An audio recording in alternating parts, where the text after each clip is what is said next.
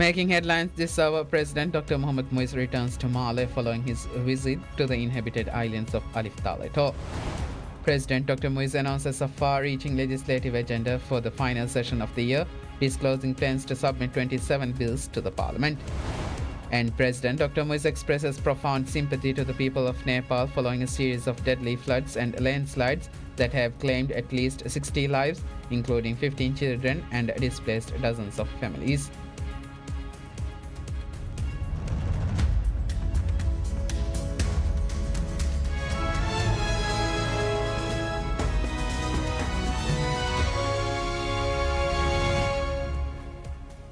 Bismillahirrahmanirrahim. Assalamu alaikum and welcome to PSM News in English with me, Idham Naeem. President Dr. Mohamed Moise returns to Male following his visit to the inhabited islands of Alif Tal Atoll.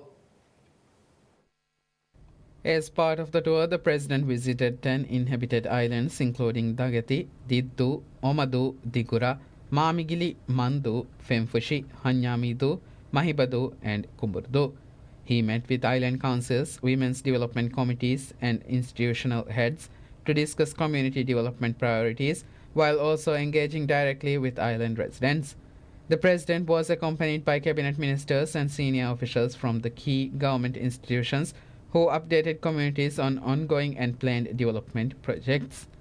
Several major initiatives were inaugurated during the visit, including the launch of Bank of Maldives BML ATM services on multiple islands. Key projects commenced during the trip span urbanization, housing, education, health and wellness sectors. The president reaffirmed his and the administration's commitment to delivering sustainable development across the islands. He also briefed residents on national development goals and forthcoming projects. President Dr. Moise announced that the administration intends to propose 27 bills to Parliament in October to address systematic issues affecting the country.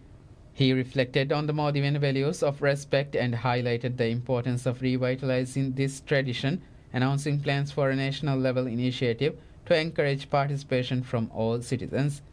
In line with the prior pledge, the rollout of passport services across all atolls was completed, with the inauguration in Mahibadu on 7th October, thereby establishing nationwide access to passport issuance services. Direct engagement with local communities, listening to their concerns and responding to their needs remains a cornerstone of the administration's approach. Ensuring accessible public services and reducing individual burdens in obtaining essential services continues to be a key priority for the president and his administration. President Dr. Mohamed Moise pledges to fast-track the construction of the vital harbour and jetty development in Mandu, Alif Tal Atoll, assuring residents that a work on the infrastructure projects will commence in the near future. Addressing community meeting with the people of Mandu, a relatively remote island of over 500 inhabitants, President Dr. Moise emphasized that developing the harbour and jetty to a high standard was a key commitment of his administration. Beyond the immediate transportation infrastructure, the president also provided a timeline for significant educational upgrades. During the meeting, an agreement was formalized to commence the construction of 12 classrooms and a multipurpose hall at Mandu School. The project has been awarded to the Maldives Transport and Contracting Company MTCC, with construction scheduled to begin in November 2025 and completion planned before the end of the 2027 academic year. The president assured the community that his administration remains committed to delivering the planned projects on schedule and fulfilling all promises made to the island.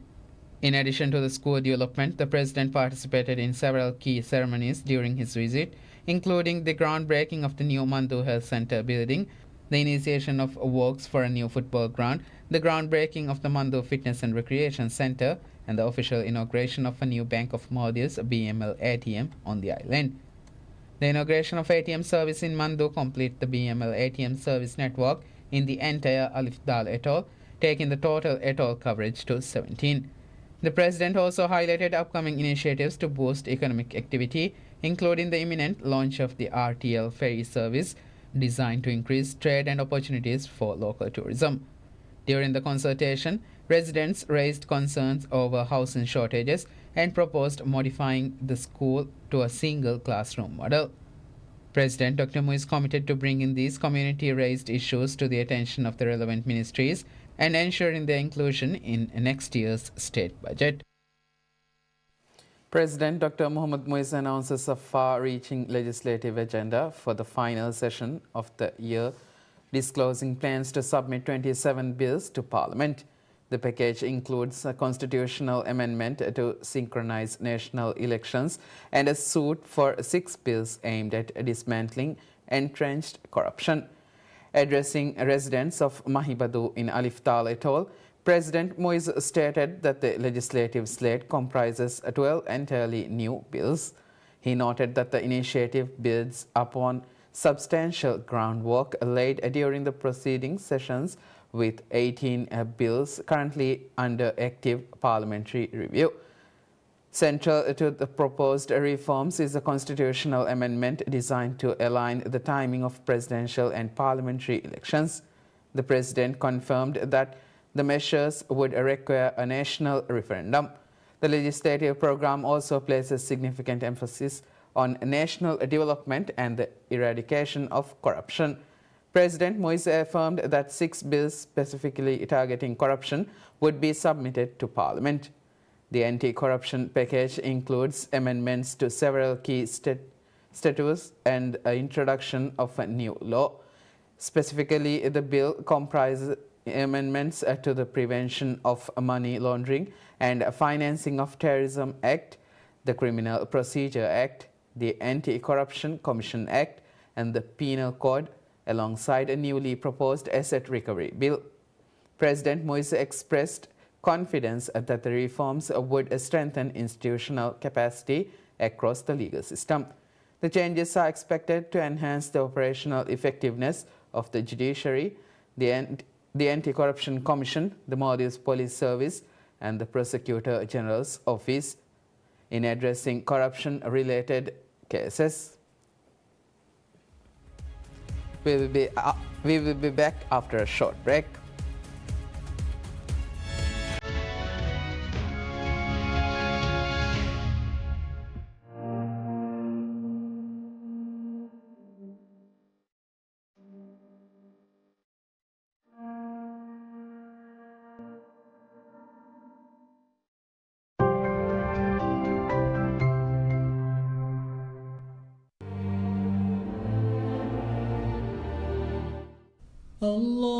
الله أكبر الله أكبر الله أكبر الله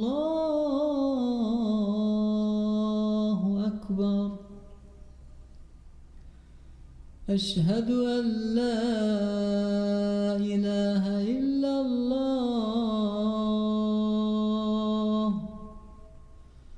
أشهد أن لا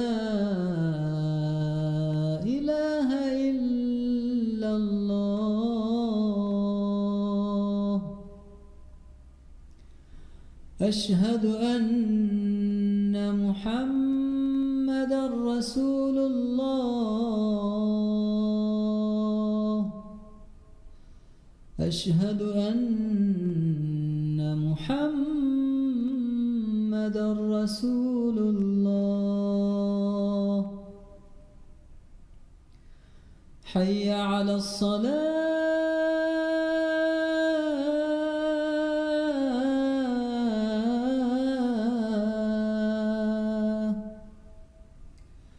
حي على الصلاة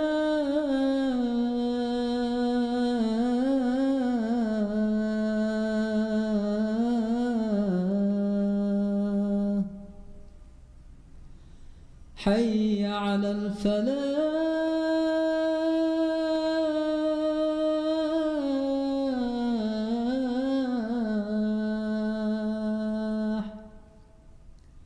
حي على الفلاح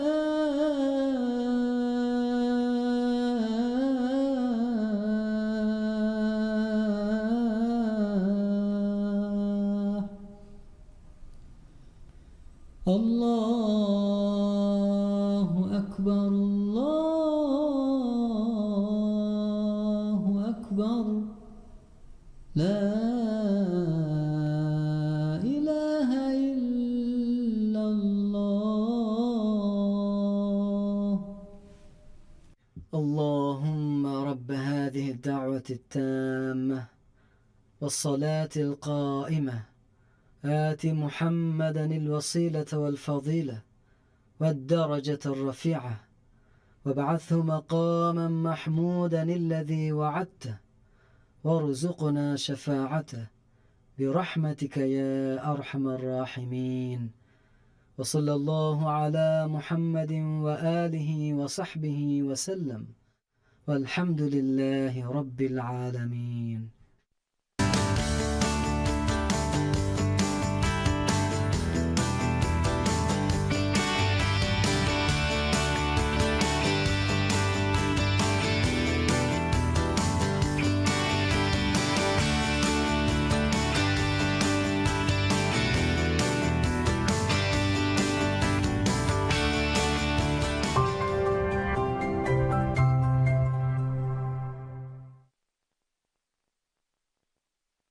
ರಾಜ್ಯಗ ಎಮ್ಮೆ ಆಮು ಬಲಿತಕಕ್ಕೆ ಕೊಬ ಬಲಿ ಜೆಹಿಫೋರಿಕನ್ ದೆನಗಣ್ಣಾಣಿ ಕೀನೆ ಬಲಿಗೆ ಅಲಾಮೆಟ್ಟಕಕ್ಕೆ ಕೊಬ ಬಲಿನ್ ರಕ್ಕಾತಿರುವುಮ ಕುರೆವೇನೆ ಕಂತತಕಕ್ಕೆ ಕೊಬ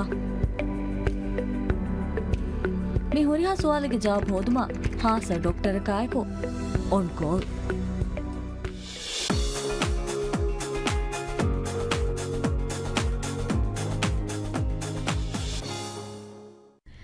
PSM ಗೆ TV channel ತಕ radio channel ತ ಮಿಹಾರು PSM Air application ನು ತಿಯ ಬೇಫ್ರುನ್ನ ಹಿಲೆ ಬಲಾಲೆವೇನೆ ಅದಿ ಅಡುವ ಹಾಲೆವೇನೆ ದುನಿಯೆಗೆ ಕೊಮ್ಮೆ ತಾಗು ಹುರೆಗೆ ಕೊಮ್ಮೆ ಗಡಿಯ PSM ಗೆ ಚಾನೆಲ್ ತ ಬಲಾಲುಮ ಅವಹ PSM Air ಆಪ್ ಡೌನ್ಲೋಡ್ ಕುರವ್ವ ಮಿಹಾರು ಆಪ್ ಸ್ಟೋರ್ ನ ಗೂಗಲ್ ಪ್ಲೇ ಸ್ಟೋರ್ ಇನ್ವೆಸ್ ಮಿ app download ಕೊಲ್ಲೆವೇನೆ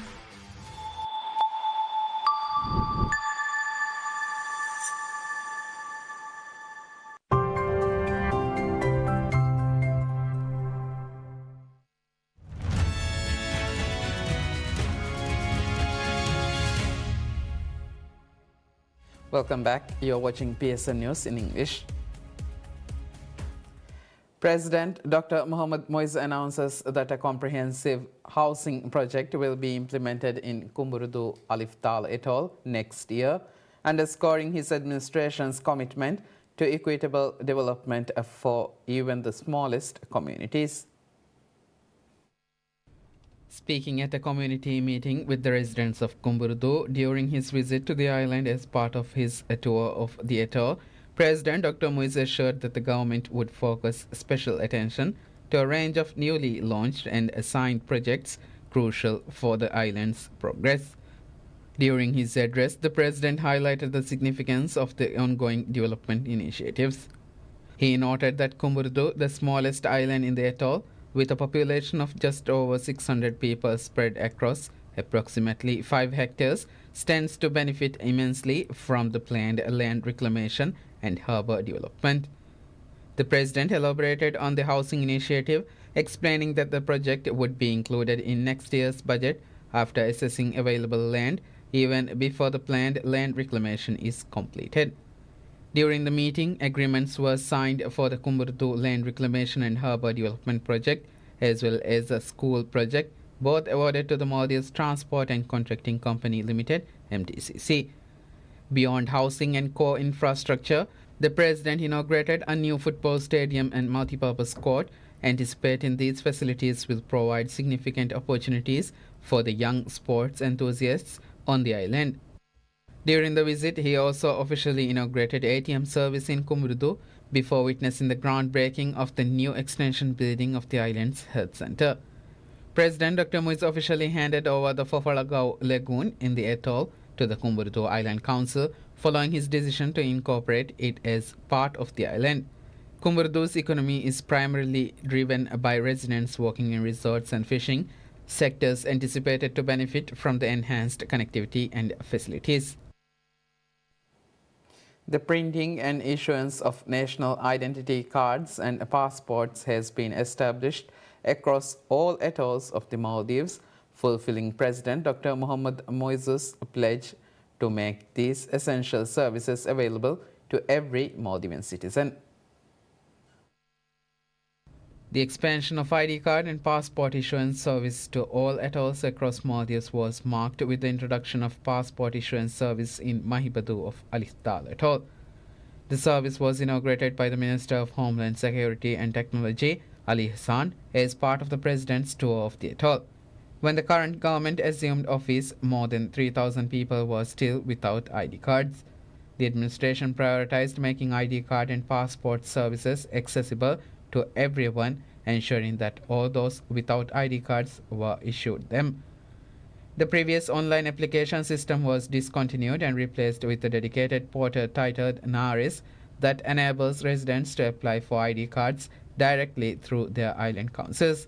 On November 16th last year, the President launched a special project to expand passport and ID card services to all atolls across the Maldives by the end of 2025, as pledged at the official Republic Day ceremony. To honor the promise, efforts were launched to establish ID cards and passport services in every atoll of the country. The government's commitment to the initiative is demonstrated by the completion of the project 3 months ahead of the President's target of providing these services to all citizens by the end of this year. ID card printing and issuance facilities have been established in every atoll, and passport services are now available through Maldives immigration offices nationwide. On 19th September, during the President's tour of the inhabited islands of Oahu Atoll, he visited Pelidu and commenced ID card printing services in the island. While the President was on tour of Alif Dal Atoll, he visited Mahibadu and inaugurated the passport issuance service, marking the completion of the nationwide rollout. With the establishment of passport issuance in Mahibadu, the President has successfully fulfilled his pledge to make these services available across all atolls. During a meeting with the Mahibadu community, the President was presented with a commemorative plaque to mark the successful completion of the project.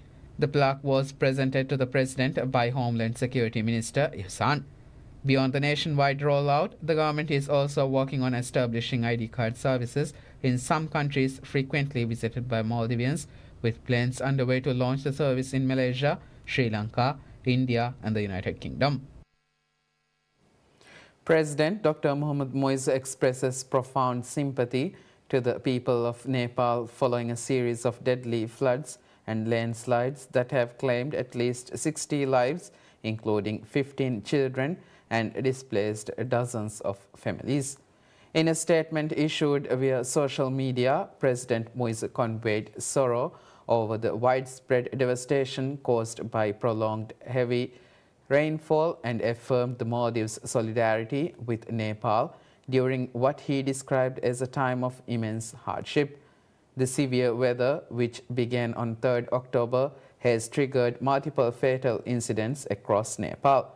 The eastern hilly district of Ilam, bordering India, has emerged as the worst affected.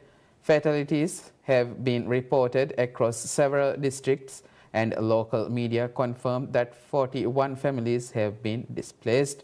A spokesperson for the Nepalese military stated that a single landslide near the Indian border resulted in more than 37 deaths. Lightning strikes have claimed 3 additional lives, and flooding have led to reports of missing persons. Meteorological data from the Department of Hydrology and Meteorology indicates that while overall rainfall levels were slightly lower than last year, the destruction has been intensified by ultra-localized downpours. Search and rescue operations remain ongoing, according to Nepal's Disaster Management Authority. The flooding has severely disrupted infrastructure, rendering numerous highways and roads impassable and causing significant delays to transportation across affected regions.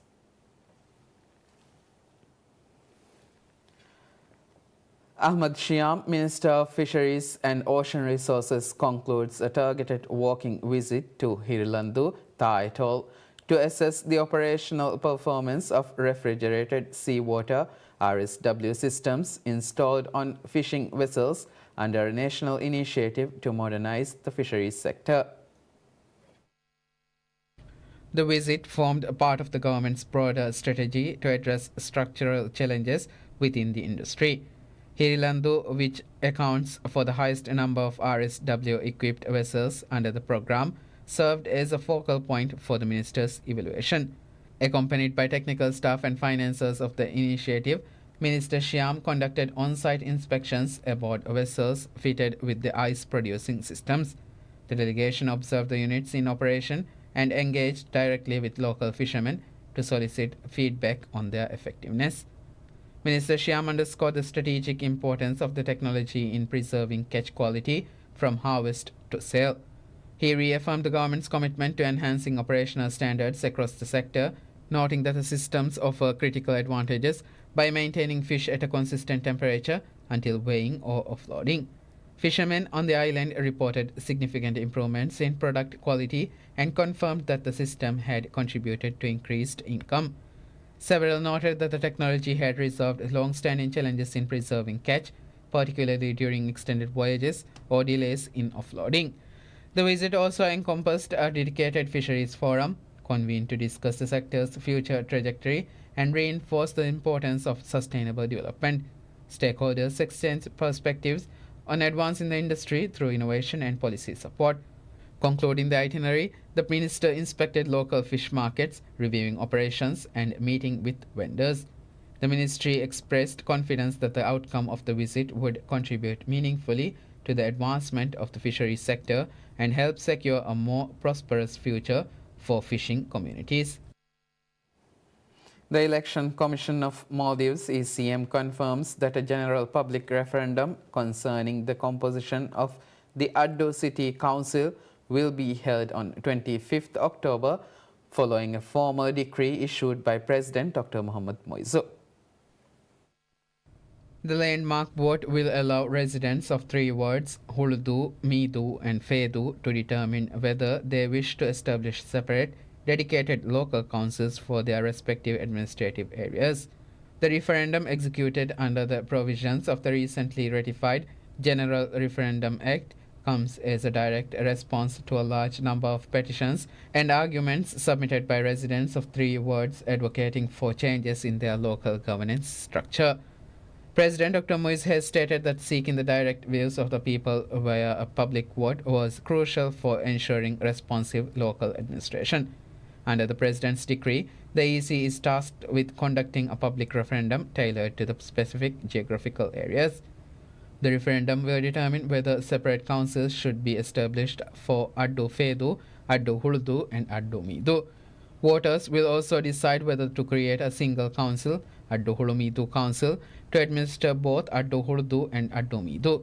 The primary objective of the referendum is to seek the opinion of residents concerning the establishment of dedicated councils versus unified administration across selected wards. The ECM has finalized the logistics for the vote, which is viewed as a landmark move towards decentralization within Addo City.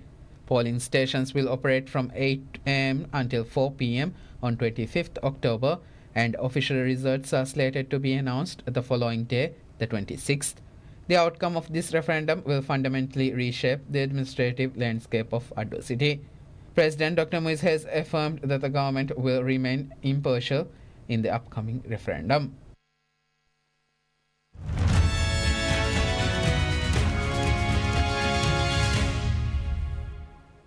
British Prime Minister Keir Starmer describes his two-day visit as the biggest trade mission ever sent to India while talking at a business event in Mumbai. Starmer was joined by over 100 leaders from the business, culture and university sectors in an effort to promote a recently signed trade deal. Britain and India signed a free trade agreement in July during a visit by Indian Prime Minister Narendra Modi, sealing a deal to cut tariffs on goods from textiles to whiskey and cars and allow more market access for businesses. This is the biggest trade mission that the United Kingdom has ever sent to India. Talks on the trade pact were concluded in May after 3 years of stop-start negotiations, with both sides hastening efforts to clinch a deal in the shadow of tariff turmoil unleashed by US President Donald Trump. The deal between the world's fifth and sixth largest economies aims to increase bilateral trade by a further $34 billion by 2040. Starmer will hold bilateral talks with Modi. Both sides have said they are looking to ratify the deal and bring it into effect within the next year.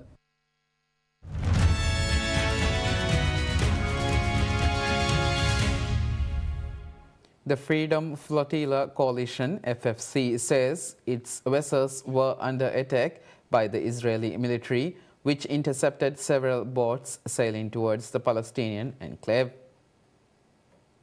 Footage from the Freedom Flotilla Coalition showed members on board the boat, consigns seated during boarding by the Israeli military, and CCTV footage on board the Gaza Sunbird showed a soldier smashing the CCTV camera with a gun. Israel's foreign ministry alleged in a statement on X that flotilla's vessels and passengers were safe, had been transferred to an Israeli port, and were expected to be deported promptly. The incident was the second such event in recent days, after Israel intercepted about 40 vessels and detained more than 450 activists in an aid convoy, the Global Sumud Flotilla, that was also attempting to deliver supplies to Gaza. The FFC is an international network of pro-Palestinian activist groups that organizes civilian maritime missions aimed at breaking Israel's blockade of Gaza to deliver humanitarian aid to Palestinians there. That concludes news for now. Thank you for watching PSM News. Have a good day.